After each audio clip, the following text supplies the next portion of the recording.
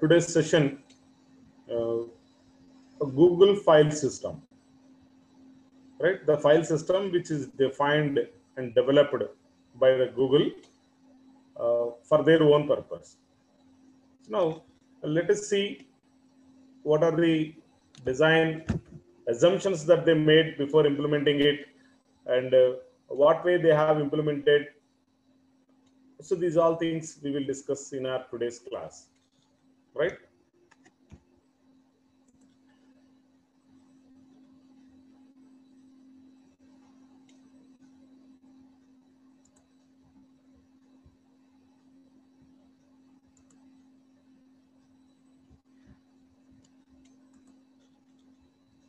Yeah. So is it visible to everyone? My screen is visible to everyone or not?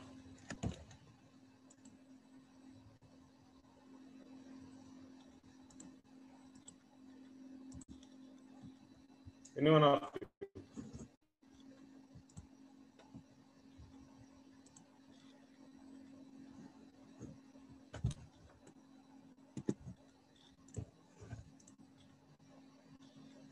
Not visible? Okay.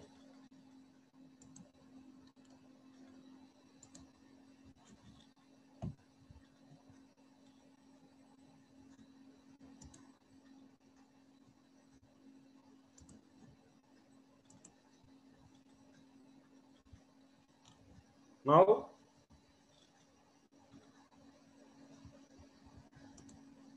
is it visible or not? The Google file system. Okay, okay, okay, done.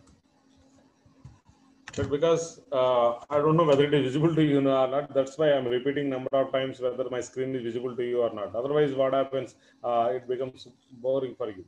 So that is the reason why I'm asking a number of times. So let me start with the slide share so that you can view it in a bigger way. Right? So the Google file system. So the file system means generally the way which we organize the files which are stored in our system, usually in your desktops, in your mobiles, wherever, whatever it may be the device you're using, some of the information might be stored in that local storage area, right? So what way they were stored, what way they were organized in order to define the performance of your system, these all things are defined by the file system itself. In similar way, the Google file system is the file system defined in the Google.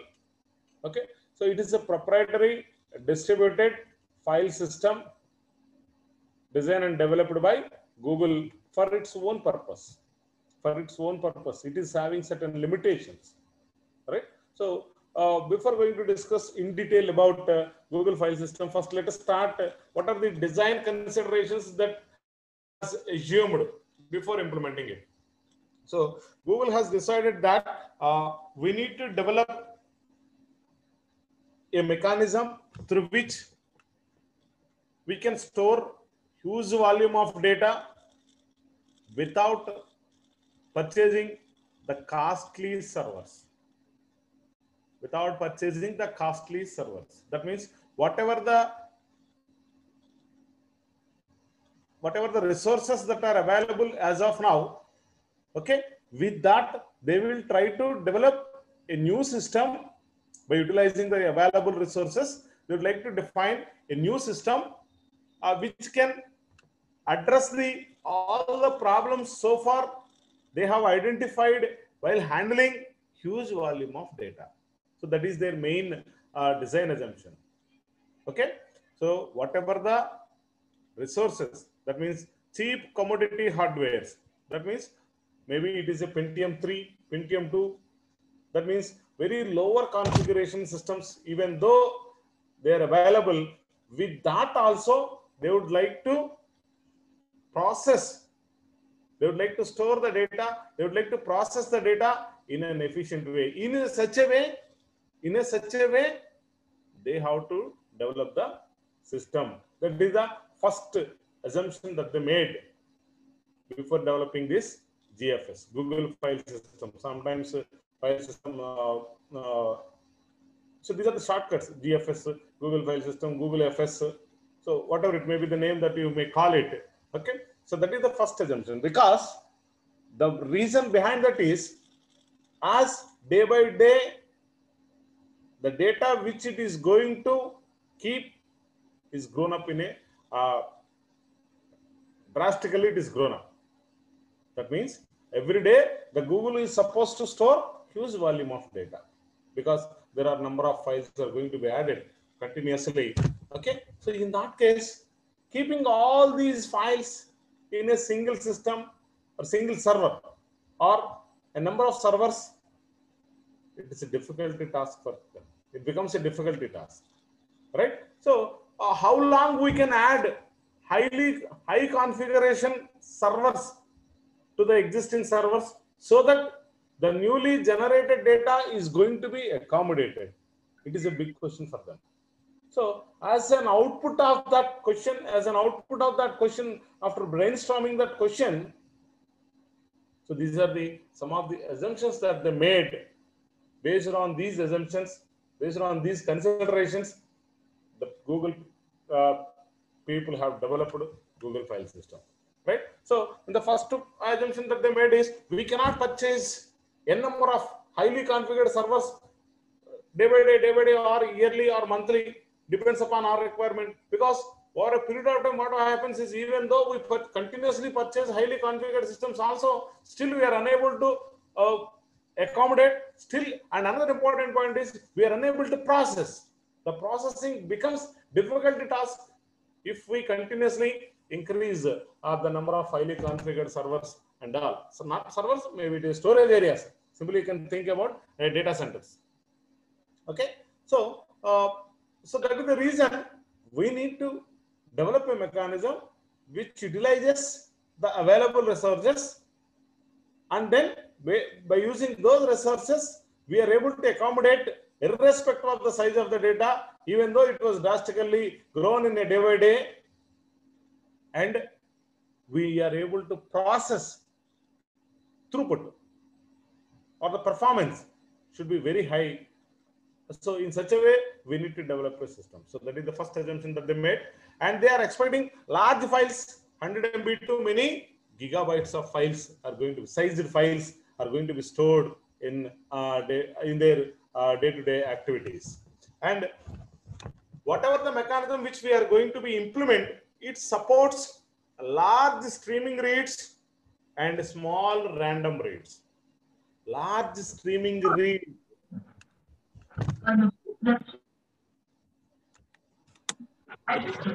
Is me, you have any doubt? Somebody is unmuting their mic. Do you have any doubt?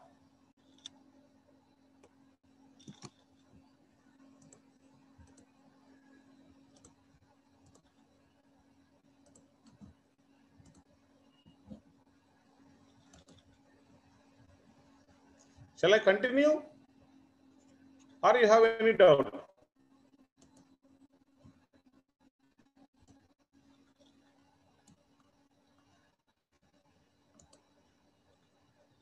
I did not get any response from your end. You have any query, or shall I continue?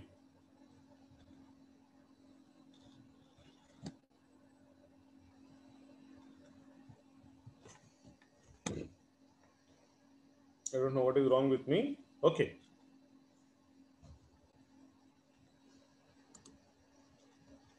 Okay. All right. Is it visible?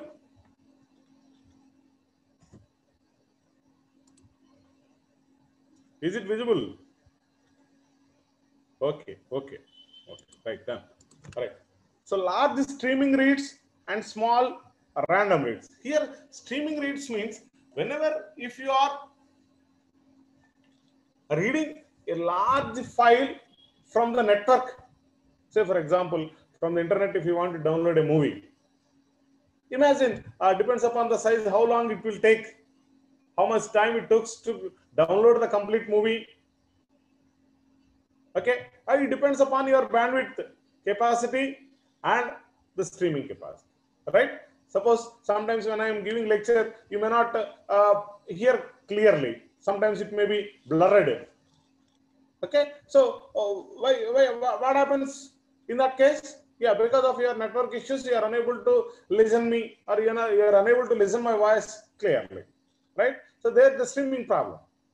All right. So a large streaming reads, in the sense, whenever if you are reading a large file, what happens in that case? Usually, first we will read the first word. We'll read the first word. Then immediately the next word where you are going to, where you are supposed to search the next contiguous memory location only. You need not go somewhere, or you need not go backward. Not like that. Just simply the first word was read by you, and then immediately you just move to the next contiguous location, next contiguous, so that you are able to maintain a link, a chain link of reads while reading the large file, right? Instead of that, a small random reads in the sense, randomly you want to read the content from a file. Say for example, let us assume that your file consisting of 1000 words. Imagine 1000 words, one Word document which contains 1000 words. So in that, if you want to search for a 453 word, what you are supposed to do? You need to implement a mechanism. Either you start from the beginning, or using different pointers, you are able to move from beginning to that particular word. So how much time it will take to reach that position? Maybe it is less. Maybe it is higher than the streaming of reads, large reads. Okay, so in such a way we are supposed to do, because here the Google keeps it in their brain. What they did is, they are going to handle a huge volume of data. So how do we read that data without losing the performance? Because they are occasionally overwrite the data. They are simply appending at the end of the data. Okay, isn't it or not? Because when you are searching, when you Google for something, what happens in that case? It will be displayed a set of websites, right? So if you add your own website to the Google, so that what happens? When you perform the search operation, probably you may view your website, right? So what happens in that case? Simply you are adding something to the category of which your content is going to belong. Am I right or wrong? Suppose if I develop a website which describes the e-commerce, similar to the e-commerce website like Amazon and Flipkart, right? I was developed a website. If I added it to the Google, so whenever if someone searches for an e-commerce website along with Amazon, Flipkart, probably your site may be displayed, because your data, your file is going to be appended at the end of the category of e-commerce. So that is the reason. So usually these kind of operations are more in Google rather than reading a part of the data. So that is the reason, as I told you, GFS was designed and developed for solving the problems of Google file system only. That is the limitation for them. So it is not defined for general purpose. Okay, so that is the reason, whatever the problems that they have identified with the existing scenario, so based on that they made this assumption. So we have the requirement like this. That is the reason we'll, even though it is large streaming reads and small random reads. Okay, so your performance should be high when you are reading large streaming reads, right? Support large sequential file appends in the sense, adding something to at the end of the previous one. Okay, so you are able to add large and sequential files in the sense where we will perform the operations of reading one after another, right? So, and support producer consumer queries for many-way merging and file atomicity.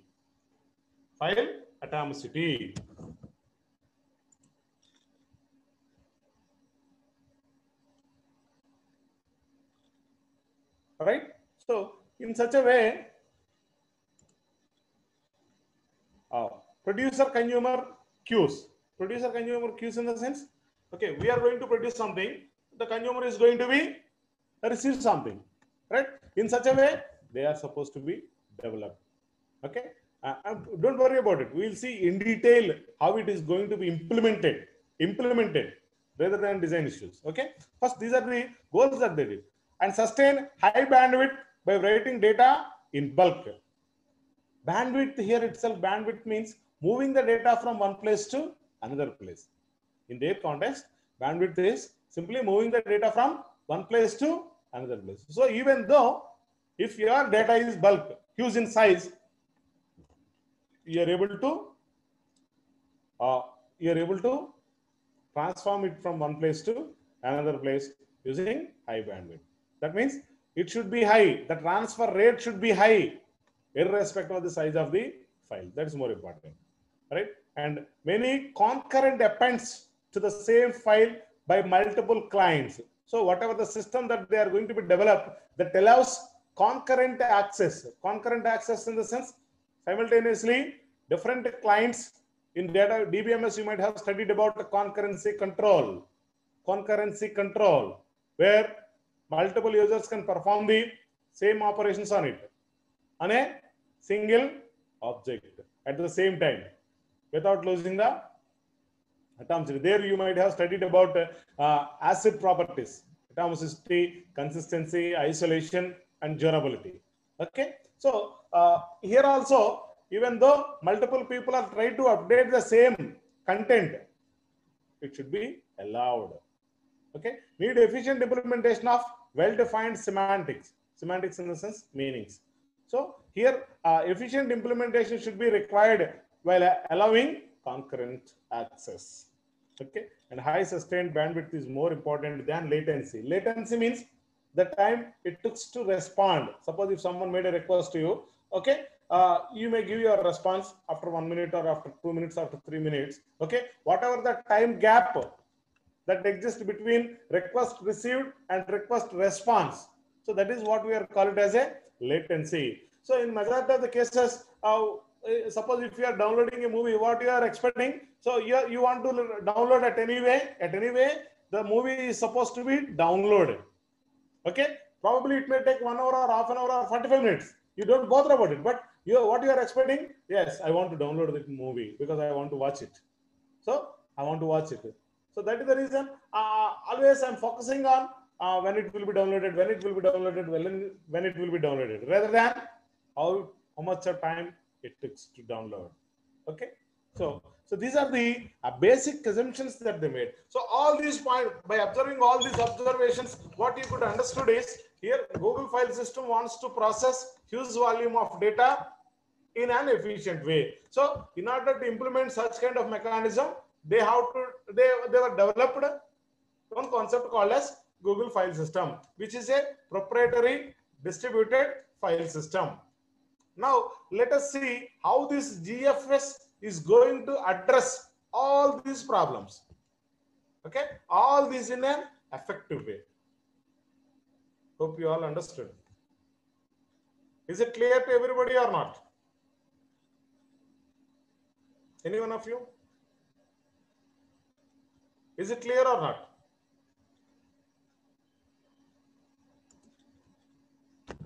Any one of you, please.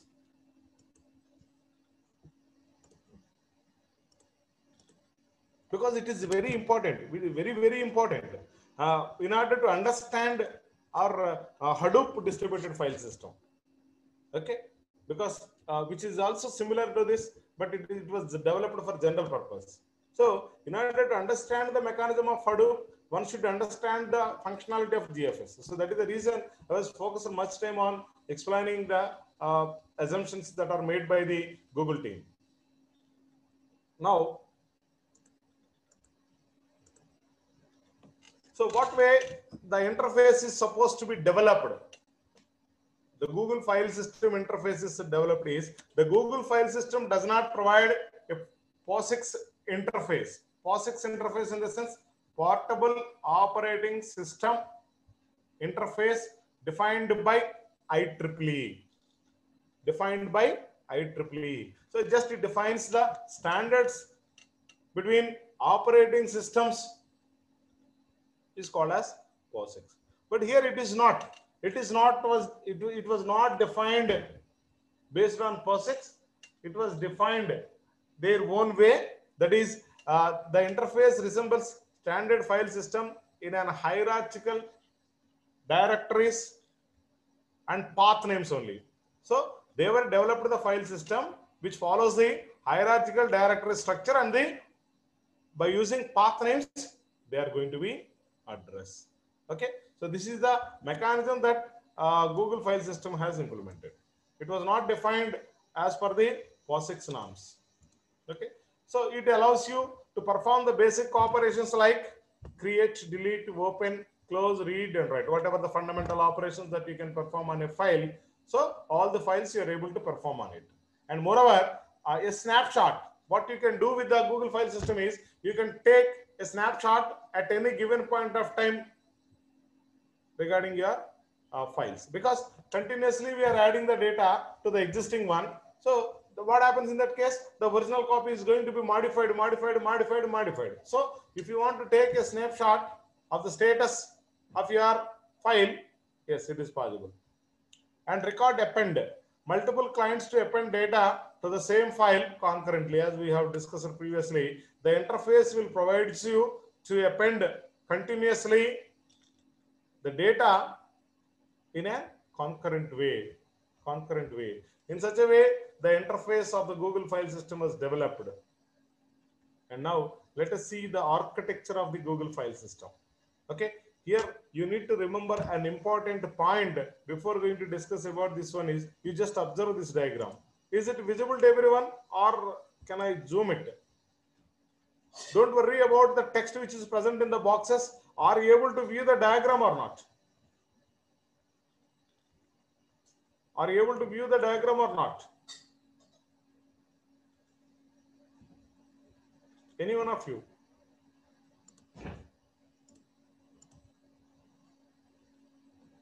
Okay. Can I zoom it more so you can observe it? So if I zoom it, some of the text may be missed. Is it okay? Or shall I increase the zoom size? Quickly respond, please.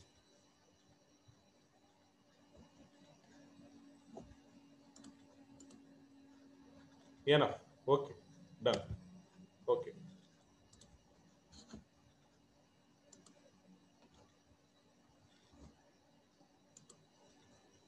So now is it okay? I think. Okay. So here you just read the content here itself. The Google's file system is designed for system-to-system interaction and not for the user-to-system interaction. That means you cannot directly interact with this Google file system interface. So you just try to interact with an application. Okay, your application in the sense, whatever the application you are interacted with, that your application in turn, it will be communicate with the Google file system rather than directly by you. So in that case, what happens is your application is going to be acts as a client. All if you understand, this is very important point. Google file system was designed for system-to-system communication, not for the user-to-system interaction. Okay, that is very important point. Hope you are all clear with that. So that is the reason the first rectangle box, you can see, I'll place the my cursor point here itself. This is called as app. That means your application. Okay. After that, the Google file system contains two different parts. One is master node. So this rectangle box is master node, followed by number of chunk servers. These three are chunk servers. These two are chunk servers. So Google file system contains these two parts. Okay, the master node and number of chunk servers. Okay, so this application is going to interact, submit the data to the master. Say for example, 1 TB data file is submitted to master. Okay, master will act as a supervisor for all these chunks and chunk servers, and as well as the process that need to be performed on the 1 TB data. and what way it is supposed to produce the result. These all, the entire things can be supervised by master itself. Hope I am clear. Master is the supervisor to perform the operations right from the taking the input to producing the output. Okay. And what it does is, whatever the input that it was received from the app, that means first rectangle box through which it receives some data. Okay. So what happens in that case is, the master is going to be, there is a mechanism which is available in the master which splits the input into equivalent block sizes. Equivalent block sizes. All the size of the blocks are equal. Usually 64 MB blocks. The whole input is going to be divided into 64 MB blocks. Okay. And those blocks are supplied to chunk servers. Okay. Chunk servers are the servers or the storage areas where they will keep the information of all the chunks. Okay. In such a way, the Google file system is going to handle huge volume of data.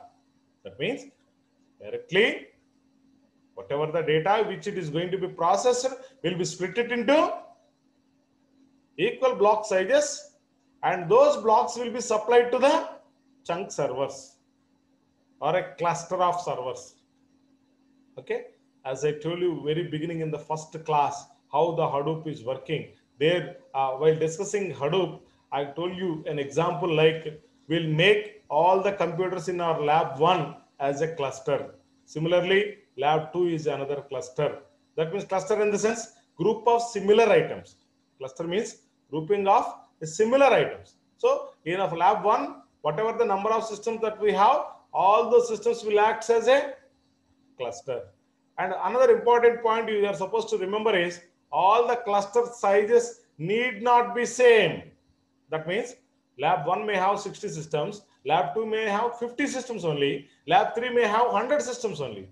So it doesn't mean that always the cluster size should be same, irrespective of the size of the clusters. Here our intention is, we'll make some of the resources as a group and we'll distribute to it. So here the chunk server is representing, assume that the chunk server is representing lab 1 and chunk server 2 is representing, another chunk server is representing lab 2, lab 3. Imagine. So chunk server. So in turn it is going to be distributed to the other nodes also. So what we observe from here itself is, whatever the input that it was taken, that will be split into equal in size 64 MB block size, and those blocks will be supplied to the chunk servers. Okay. And before going to doing this, it has to maintain, what are the responsibilities of the master data here in this case is, it has to maintain the metadata. Metadata in the sense information about the data. That means where it was stored, what is the location area, okay, what is the name, block size, is the rack size, whatever the way an ordinary file manager in your operating system to maintain the information regarding the files which are stored in FLAT32 file allocation table.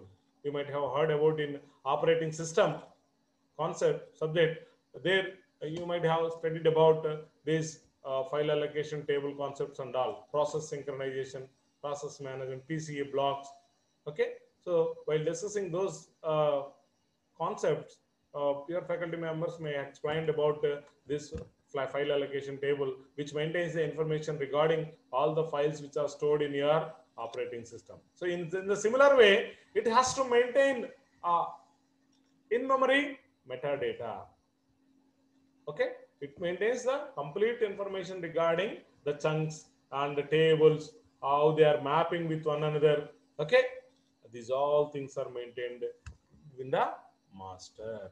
Okay, so that is important point. Now Let us observe the architecture. We will discuss the remaining part of that particular diagram later after discussing this. Right? Now, we can observe this application GFS client. As I told you, GFS was designed for the system to system communication, not for the user to system communication. Here, you can understand that is the reason application. Why they wrote it as application is, this is the system, okay, which it submits something. So here, what is the job of this GFS master, or simply called as a master, which maintains the information regarding all the chunks. How do it get the chunks? Simply, it splits the parts, the whole input file into different blocks, and those blocks are supplied to the GFS chunk servers, just like Linux file system. Okay, so let us imagine that the first server contains 5 blocks and second server contains 5 chunks. Imagine. Okay, so whenever if you made a request to do something on a particular chunk, okay, so you need to supply the chunk where you want to perform the operation and the file name itself. So those will be transmitted to this. GFS has to verify where it was stored. Where it was stored in the sense it was connected to number of chunk servers. So where the information is available of the particular requested index of the chunk. So that will be verified in the table which is available at the master, because it maintains the metadata of all the chunks. So based on that information, it passes information to the GFS chunk server itself, and whatever the request that made by the client, that will be processed by this chunk server, and it was returned to the data will return to the client by the chunk server itself. Right? Now, here you might have a number of questions like, sir, what happens if the master node gets failed? It is also a node. It is also an electronic device. There is a possibility of failure. Similarly, how it knows continuously whether the chunk servers are in working condition. There is also a possibility of failure of the nodes. So how it monitors continuously without losing the data. So that is the reason what happens is, always the GFS master will keep 3 different copies of the same data. That is what we are called as a replica. We are called as a replica. Replica in the sense same information, Xerox copy of the original. Okay, so it maintains 3 Xerox copies, and those 3 Xerox copies are maintained at different GFS chunk servers. It will not maintain at the same system. All of you understand this point very carefully.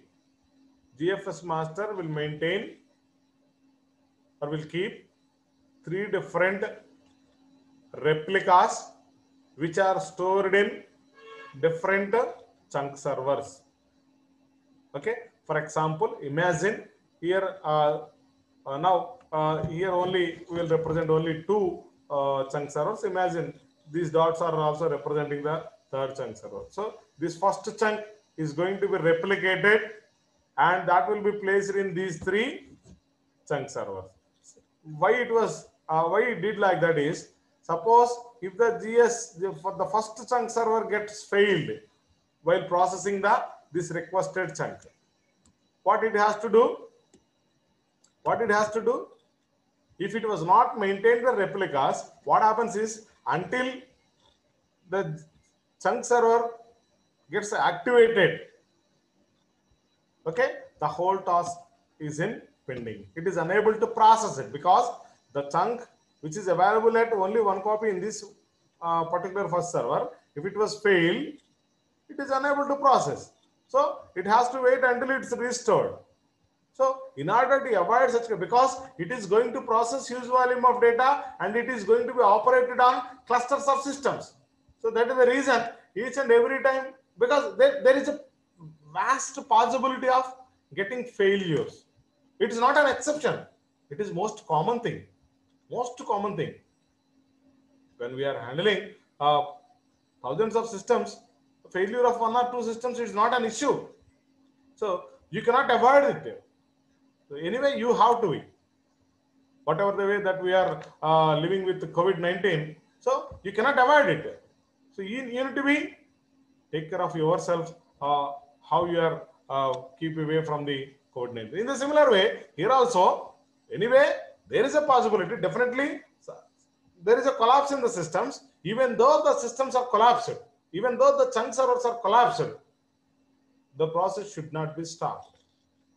The process should be completed. That is the goal of this particular distributed system. So as a part of implementing that particular one is, master has maintained 3 replicas in 3 different systems, 3 different chunk servers. They may not be serial one after another. It may be randomly it was stored. Randomly it may be stored in 3 different clusters also. Maybe it may be stored in single cluster. Maybe it may be stored in 2 clusters. 2 in 1 cluster and 1 is in 3rd cluster. Okay. So whatever it may be the possibility. Okay. So it will maintain 3 replicas. Whenever if the first one gets failed, that is primary chunk. Primary chunk in the sense the first copy of the chunk which was available at a particular chunk server. If it gets failed, immediately means what it does is master maintains each and every time. It gives a 60 seconds of period of time to each and every chunk server. That is what we are calling it as a lease. Okay. So during that time, they can do whatever they wanted to perform, they can do. After 60 seconds, every chunk server need to pass some information to the master, like renewal my lease. Renewal my lease. Still I am active. So that's why renewal my lease. So immediately master will renew it by giving permission to the next 60 seconds. Okay. Like that continuously the master supervises all the chunk servers. Okay. Suppose the first server has granted 60 seconds of lease. Okay. After getting the lease, it gets failed. It gets failed. So what happens in that case? After 60 seconds, the master is expecting a request from the chunk server to revise the lease. But it did not get any request because it was failed. So immediately what it does is the master assumes that, okay, chunk server run was failed. So now what I have to do? I need to think where the second copy of that chunk is available, because there are so many chunks are available. There are so many chunk servers are available. So many blocks are replicas are stored in different systems. So that is the reason it was maintained in a table where all these mappings are stored. Okay. Immediately it go to that the master is going to that table and verify for the second copy of this particular chunk where it is available. Assume that it is available in the second chunk server. Immediately it alerts the chunk server to, by passing an information like, yes, you need to process this particular one immediately. Like that, in such a way, it will pass some information to the second server, and second server will start executing this. Assume that unfortunately during that process the second server is also going to fail. Imagine there may be a possibility. Okay. Immediately it look for the third one also. Immediately the master will wait for 60 seconds of the time. Once it was over, he did not get any request from the server 2 also. Immediately it search for the third entry, third replica where it is available. Say for example, if it is available in the chunk server 3, okay, immediately it passes information to the chunk server 3 to process that particular chunk. In such a way, it is configurable. The chunk number of replicas are configurable. If you want to increase, you can increase. If you want to decrease, you can decrease. Okay. Suppose you want to maintain 10 replicas. If you want to maintain 10 replicas. Okay. Okay. So, any number of replicas, how many number of replicas you wanted to maintain, you can configure, no issue. But you just think about the performance also. When you are increasing the number of replicas, definitely they will occupy some space. So how long you wanted to store those data, how it is essential for you. So in all these things, if you want to reduce, you can reduce it also. You want to maintain only 2 copies. Yes, you can. If you want to maintain single copy, yes, you can configure it. But the thing is, if you are facing any problem with the failure of the nodes, it was not revised. So that is the problem. So that is the reason by default it was maintained 3 replicas. And another important point is the response which is shared from the chunk server to the master is called as heartbeat response, right? So as I told you, after completion of each and every time, every 60 seconds, the chunk server need to make a request to the GFS master for the extension of the lease. So that message is called as heartbeat response. So always GFS master will supervise the heartbeat responses of all the chunk servers for which it was connected. In such a way, it will supervise all these things, all the functionalities of all the chunk servers. Right? Now, let us see the next diagram.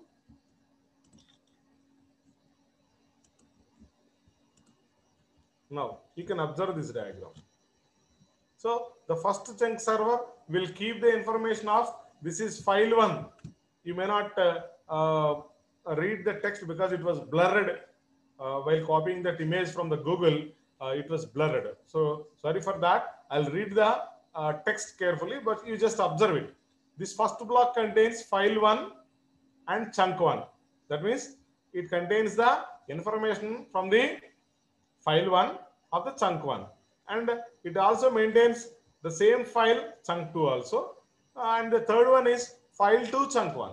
That means here what you understood is chunk servers are not maintaining the all the chunks of a particular file, all the chunks. In this case, what it has to do, all the chunks of file 1 should be stored in chunk server, but it is not like that. Okay, so randomly the master will allocate chunks to the chunk masters so that they will keep it. Okay, in the second chunk server contains file 1 chunk 2, file 1 chunk 1. So here you can observe that here also chunk 1 will be there of file 1's chunk 1. Here also it was there. Okay, and here it was not there. So in such a way, so what we understood from this diagram is the input will be divided into equivalent blocks, and those blocks are supplied to the chunk servers. Okay, and these all things will be supervised by master. Okay, the master will maintain 3 replicas of each chunk. Suppose if the file is divided into 10 chunks. Okay, so the 10 chunks will be replicated 3 times, so that how many chunks it will become? 30 chunks. Those 30 chunks are distributed to all the chunk servers. Okay, so the metadata, the master will maintain the information about the metadata, and it is also implement the functionalities of garbage collection and all. We will see very soon the remaining functionalities of all these things, and you just observe, you just understand what way the GFS is going to be work. Okay, and here you can observe some shaded shadow boxes. This is message shadow, master shadow in the sense whenever there is a possibility of failure of master node. So in that case, continuously this master shadow will keep the backup of all the information which is available at master. Okay, and it acts as a master for 1 or 2 seconds until the master restores whenever it gets failed. Okay, so this is about the architecture of GFS. Okay, so now and as I told you, the chunk size is 64 MB, much larger than typical file system block sizes. Usually our block sizes of our file system are very less. When compared to that file system, it is very high. And advantage from large chunk size is reduce interaction between client and master, because each and every time for getting the information from the client is going to be reduced if the size is large. If it is small, what happens? Number of requests need to be made to the client while retrieving the file or while reading the file. Okay, client can perform, client in the sense here you just observe, imagine that it is in another application. It is in another application, or it may be a system, not you. Okay, the client can perform many operations on a given chunk, reduces the, what happens in that case? It reduces the network overhead by keeping persistent TCP connection. Okay, so you are able to retrieve the data in an efficient way. Okay, and last, reduce the size of the metadata stored on the master. Suppose if you divide the original file into 10 chunks, so that you are maintaining information about those 10 chunks only. If you made it as 50 chunks, okay, so how much of information? Not only keeping the 50 chunks information, it has to maintain the replicas information also, where the 50 into 3, 150 chunks, it will become 150 chunks. So the master has to maintain the information regarding 150 chunks, not about only the 50 chunks. So in such a way, the metadata is also be resides in the memory. So this is about the chunk size. So this is fundamental information about Google file system. Now you can ask me some doubts, because the remaining part which we are going to be discussed in the next class, because first I just want to know how you are clear with this, because this is the basic concept not only for Google file system, even for Hadoop distributed file system also. Yeah, any queries you have? Please ask me some questions if you have any.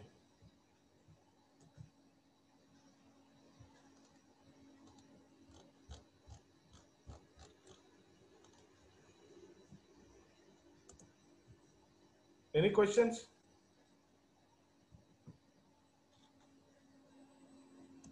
Only 78 people are participated. Today the absentees are very high. Only 78 are present right now. We'll give the attendance to the people, those who are continuously available in the group class right from the beginning to the end. We'll not give the attendance to the candidates, those who are in the class for 5 minutes or 10 minutes, and still some of you are joined in the last 10 minutes also. So what is the meaning of it? Okay, we'll give the attendance only the people, those who are continuously available right from the beginning to end of the class.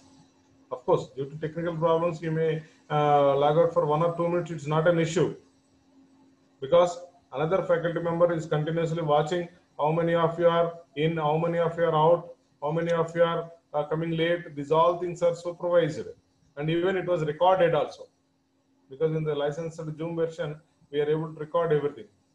So don't do like that, and make sure that you all should be available right from the beginning to the end of the class. Okay, so any queries? If you have any queries, I'll answer it. Otherwise, I'll end the session.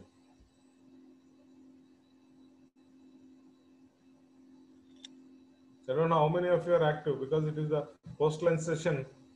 Probably you may be some sort of drowsiness. Huh?